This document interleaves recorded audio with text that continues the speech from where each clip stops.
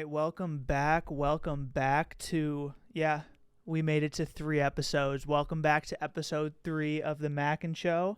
I think we're sticking with it. I think we're sticking with the Mackin Show. I can't for the life of me figure out a different name. Mackin's my middle name, so figured might as fucking well. And, we're here, so welcome back to episode 3. It's been a fun week. It's been a hectic week. Some job changes, some different roles coming on. It's finally been fucking sunny in LA, but I'm super hyped because I'm going back to New York just for like 2 weeks, but I just haven't been back to New York since Christmas, and New York's my favorite place ever, back home. So going back home in about a week from yesterday. So I'm hype about that. And I guess we got to start off with the bad news that the sub, OceanGate, has been confirmed that shit went down. That shit imploded quick. At least I think it imploded. Or a megalodon. One or the other. Maybe a megalodon. I don't think anyone can tell me otherwise. But that shit imploded. We were led astray. We were, kept on for like 4 whole days about they got 70 hours of oxygen left. They got 40 hours of oxygen left. They got 10 hours of oxygen left. And I guess for anyone who doesn't know the story, so there was a group of 5 people, the CEO of this company, OceanGate, that, had hard-ons for the Titanic. They were on their James Cameron shit. They really wanted to go see the Titanic very badly. I guess pictures and videos did not do it justice. You couldn't pay me enough money to go that deep in the water. Anywho, they really wanted to go see it. There was, I forget the guy's name, but the CEO of OceanGate created a submarine that quite literally didn't pass any single safety regulations, but they said, you know what, fuck it, pay us $250,000 each, and we will take you down to go see the Titanic, which is 13,000 feet below sea level. Crazy. And so 5 people went. There was a billionaire, like one of the richest men in Pakistan, and his son, the CEO, and one other guy, and they all went down. I guess they lost contact within it was 4 hours, I think, because it was because I don't know, but they lost contact relatively halfway through going down there, and everyone just thought, okay, they're down at the bottom of the ocean just without contact, so we have to find them. And a lot of smart people, even like James Cameron himself, were like, yeah, I knew instantly when they lost the sonar, when they lost this other thing, they for sure imploded. That's just how it happened. But everyone kept coming up with these theories they're at the bottom of the ocean and they're waiting to be saved. They might be bobbing at the top of the ocean because they had oxygen deployed so that they would shoot up if anything went wrong. Clearly that shit didn't work. But anywho, yeah, so for 4 days, that's been the number one trending thing. I don't think a single person has taken it seriously. I think it's kind of fucking just rich-ass people doing rich people shit and died doing rich people shit, honestly. Is it sad for the families? Absolutely. A 19-year-old kid died. It sucks, and supposedly he was terrified to go. But it's God forbid the people, if you go all the way into space and something bad happens to you. I'm just why are you going into space? Why do you have to go 13,000 feet into the water to look at a shipwreck that's been there for 100+ years? But the memes, when I tell you the fucking memes that came out about OceanGate were just fucking hilarious. There was a LeBron meme where it's just the Titanic's comeback is crazier than 3-1. It's 111-5. No one took it seriously. I just think that's crazy. They're 100% going to make a documentary about it if they haven't been starting making that already. But regardless, that's been confirmed. Everyone's going on their conspiracy theories because they're rich people. The only conspiracy theory that I want to talk about that has to do with OceanGate is the megalodon. I don't care. I know this is going to sound so stupid. I need someone watching this or one of my friends to tell me, where did megalodons go? I, for some reason, have a feeling that there's at least still some of them that are roaming down there, because everything I've read that's from at least credible scientific sources about megalodons is that those things had quite literally 0 predators. Not a single predator. All they did was fucking eat other stuff. And as far as I'm concerned, there hasn't really been any less access to whales and big fish and fucking boats and people. So where'd they go? Like, if nothing hunted a megalodon and literally it had an entire ocean to feed from, like, where'd it go? And then there's always those theories or science that, like, oh, well, like, they, like, developed over time to become smaller, and, you know, that's what a great white is now. And I'm like, but my point is, if the megalodon was, like, 2 school buses long and it didn't have any less food than it did 300 years ago, 1,000 years, whenever it existed, where'd they go? Like, I want to know where the megalodons went, because I have a feeling that they're still fucking out there. But that's just my conspiracy rant for the day. I still think megalodons exist.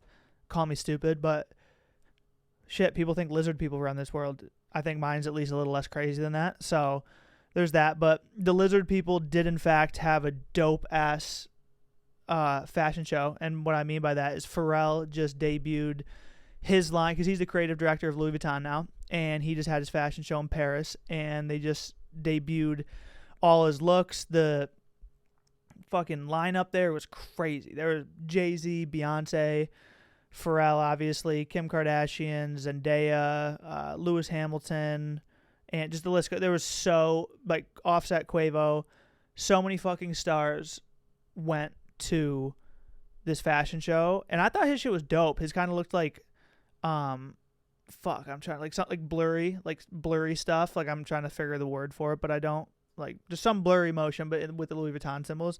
My son Bernard Arnault was just sitting there like, yeah, like, I am rich as fuck. This is my brand. Like, so I thought it went dope. You know, Zendaya being there is dope. Zendaya's lit, man. Honestly. Zendaya's been fucking killing it. I'm going to poise like I'm not shooting a puck. Oh, someone was just outside there. But Zendaya's been killing it. I guess she's coming out with a new movie about how she's, like, a tennis player now. And she's like a good-ass tennis player that's competing against 2 dudes. But I guess she's, like, seducing them at the same time. So I'm very interested to see, like, how that goes, or, like, what that can. I don't know if it's based on a true story or not. Shit. Every tennis movie I've seen seemingly has been based on a true story, so I don't know if this one is. But let me tell you, Zendaya can fucking ball. Like, she can fucking tennis it up. But you have to be so strong, just strong-willed, mentally strong to be an actor. Like, I get, just to be in the actor and actress, happens on both sides. I get it. It's acting. I get it. It's not real. But to be in a relationship and watch your significant other, like, it goes from getting kissed all the way to, like, getting dick down. Like,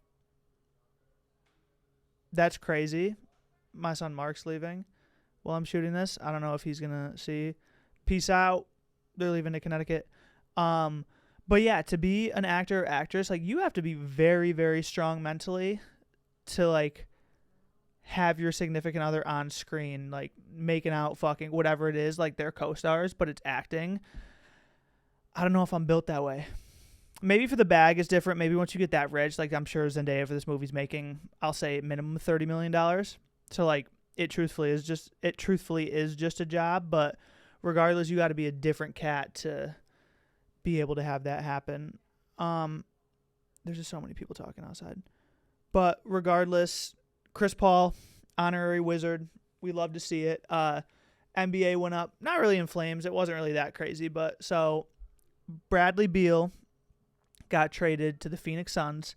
Chris Paul was going to the Washington Wizards, but the Wizards waived him so he could just return back to the Clippers.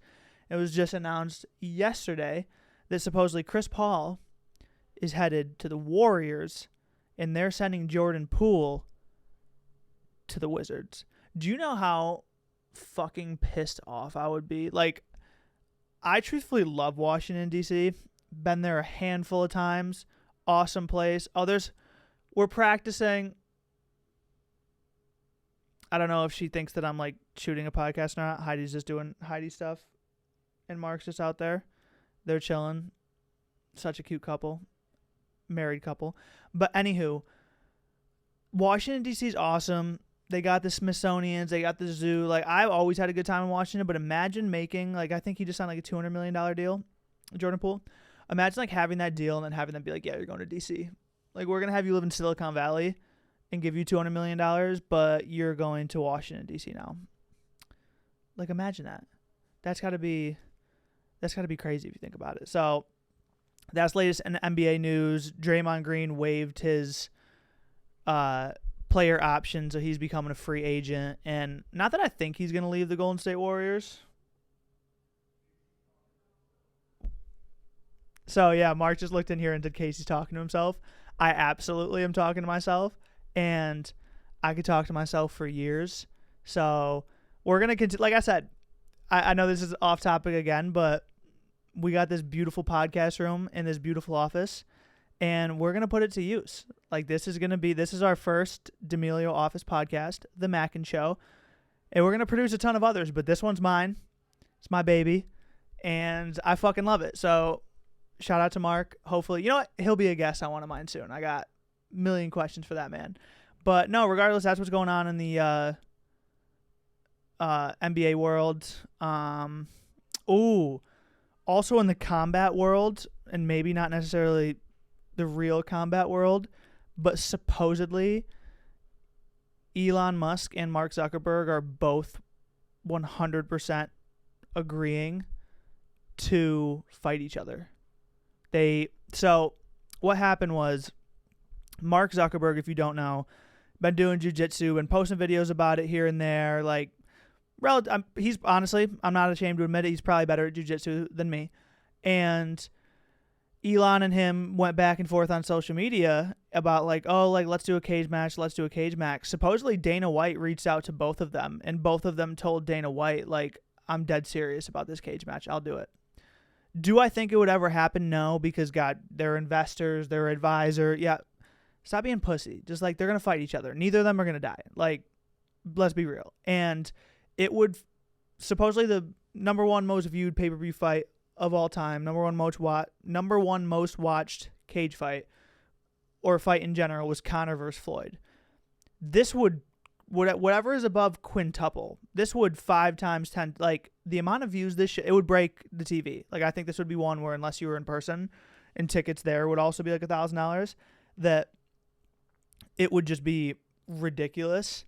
And crazy enough, because I know Elon Musk is like a big fatty boy, or just very misshaped boy, but I think Zuck would win that.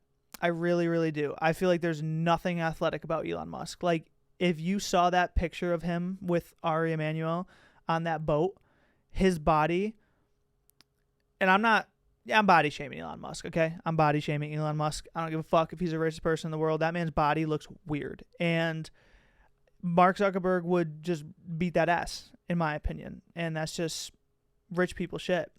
And other rich people shit is I want to know, and I wish I had someone here to ask it, but for whoever's going to watch this, what's the most money, if you got to a certain point of wealth, you would ever spend on a house? Okay, and just as I predicted, Emma put the headphones in the laptop, and it fucked up the audio. So we were sitting here shooting the shit, talking. She gave her take on how she doesn't really need big ass house, and I was the same, where I don't really need some big ass monstrosity of a house, but just like I grew up with woods in the backyard, front yard, backyard. Like, I want to have a big dog, a fun bit, you know what I mean? Like, I want to have some room for some activities at my home.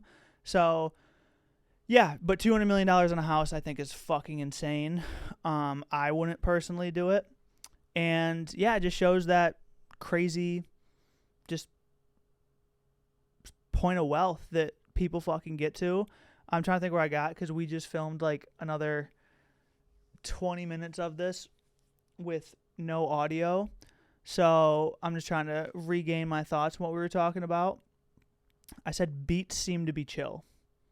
Like Beats by Dre. Like, that's literally how it was spelled. Don't know if that's what I was talking about. But, you know, it was fucking tough, because I saw another video of it. Fucking Waffle House employees. I know this is going to be crazy, but it has been my dream to go to a Waffle House. And Gary, yay! Okay, Gary's leaving me some chicken that he got from Ralph's. There are so many distractions right now. Jesus. Yeah, I've never been to a Waffle House. I've been down South Carolina, Georgia, North Carolina. But I've never been to a Waffle House, and I know that's fucked up. I know that's a staple. You have to, like, when you go to New York, you need pizza. When you go to the South, I know you need Waffle House. I haven't been to a Waffle House. Those are my favorite type of places that give you the same product every time, same interior look, same vibe. So I really want to go to a Waffle House, and that's on my 2023 bucket list that we're going to go to a Waffle House because I want to watch a Waffle House employee beat the shit out of somebody. That's truthfully what I want because that's just like a every day for them, but I would just like to see it because I think it's hilarious. NBA draft, speaking of beating the shit out of people, shout out John Morant. NBA draft was last night. Victor Wembanyama went number 1, obviously, to no surprise. My son Gary, peace out, Gary. Victor Wembanyama went number 1 to no surprise, obviously. Dude, 7'6". He went to the Spurs. I think that's going to be awesome because they just are great at drafting foreign goats. One thing that does worry him about me, and I was talking to Gary about it actually in the office today, is that he needs to put on some weight or put on some muscle or he's going to be in trouble because when he gets that Giannis shoulder or that Jokic back down, I know he's 7'5". I know he'll be able to block a lot of shit, but just like I'm talking about getting hurt, I think it's a possibility. Look at Chet Holmgren. Like, I'm not comparing the two because I know Victor's crazy and like, but I'm just saying for reference, look at Chet. It's crazy, but I'm hoping he doesn't get hurt. Scoot Henderson went to Portland, which inevitably makes it known that Damian Lillard is not going to leave Portland and he's going to continue to win 0 championships because why would you stay in Portland when fucking Bradley Beal just went to the Suns, when you still got the Lakers, when you still got the Nuggets, when you still got the Warriors? Why are you going to Portland, man? Like, I mean, maybe they'll be a fun team to watch now. We'll see. Brandon Miller, kind of worried about him. He's going to Charlotte, and it's kind of giving me the same vibes. But when Ja went to Memphis, when you put someone like Ja, Temper wants to be the guy, in Memphis. Same with Brandon Miller. When you put him in Charlotte, I'm worried, especially. I do not think Michael Jordan is going to be the mentor that he needs because, I mean, Michael Jordan is an alcoholic, degenerate gambler. GOAT and billionaire and team owner, still degenerate gambler, alcoholic. So we'll see on that one. I'm just hoping that goes all well. And then I didn't really watch much more of the draft. Except for Grady Dick wearing that god-awful suit. But, yeah. I mean, the NBA is going to be fun. Obviously, Bradley Beal, like I said, went to the Suns. I can't wait for this upcoming season. But I said it once already. We're in, like, shit time because we don't got drafts over. We don't got NBA. We don't have NFL. We don't have college football. We just got baseball. I do not want to sit here and watch baseball. I'll go to a baseball game, summer night, feeling good, go get a Dodger dog. I'll go to a baseball game. I'm fine with that. But I can't sit there and just watch baseball. And another update is that I think I might have bit myself in the ass, and I'm just, I'm doing damage control here. That last podcast episode, I said that people are going to feel stupid if Gunna and Young Thug turn out to actually be cool with each other and that there is no real beef. Thug dropped his album last night. Super fire. Like, crazy features. Trav, Drake, Metro produced it. Great album for Young Thug. But it seems like he took a couple shots at Gunna. Like, there's a recorded call from him to Lil Baby being like, don't say anything to him. Wait for my album. I'm dropping on the same day as him. Album's called Business is Business. I mean, no one else from that trial was dropping an album other than Gunna. So I might be wrong. But like I said, I'm accountable.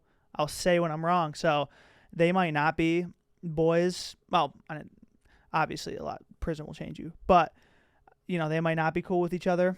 So that doesn't change my opinion that Gunna went 15 for 15. But, yeah, I thought I knew some stuff. I thought I had a correct opinion on it. And I realized that just could not have been less true. And that Gunna definitely does not seem like he's in the good spirits of Young Thug. So I guess we'll have to keep figuring that out. But yeah, it kind of made me sad because I just want them free Young Thug already. Like, they're just being mean. But a question that Emma brought up is that, would you rather be a big fish in a small pond or a little fish in a big pond? And I'm always curious about this because I would 100% rather be a big fish in a little pond. A, if we're talking about literally, because I don't want to get eaten by some other shit. But B, I know a lot of people, if you're not from a big city, hate their hometown, nothing to do here, the people suck. I fucking love my hometown. Love it. My dream is to get rich and to be able to move back to my hometown and never have to work again and just enjoy my hometown. So that's what I'm hoping can happen. But I would love to be, like, I watch some of those people in my hometown who are just rich as fuck, living life. It seems awesome. Because there was really not, the only worry there really was in my home, like, there was shit that happened there. And, you know, wasn't safe here or there. But, like, the worst thing that really happened in my hometown is that we get a shit ton of winter. It gets fucking cold. We get snow. Whatever. I'm a big believer if you're born in the Northeast and you get a shit ton of snow, you are fucking built different, and you just got grit, honestly. I think I got grit because I was born in upstate New York. Thank you very much. Shout out upstate New York. Shout out motherfucking Binghamton. I'm trying to think what else that, you know. Ooh, it was a question that was going crazy viral on TikTok and Twitter. And it was of a bunch of girls texting guys saying, if you had to, and if your plane was going down in an emergency situation, could you safely land the plane if you got talked through it by air traffic control? I was astounded that every dude messaged back yes. I understand if you're flirting or you got to put on a front, landing a plane.